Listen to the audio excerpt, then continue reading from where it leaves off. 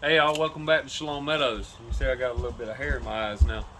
I know it's been a while, but hey, things have been happening. So we need to hurry up and get things running because if you've seen a few videos ago where we got another one on the way, well, we got to get this stuff ready and going. So we need to get this porch done. You'll also see other things that we're having to do. So we're definitely trying to get a lot of it done quickly before the new one comes. So we don't have much more time for that. So come along with us.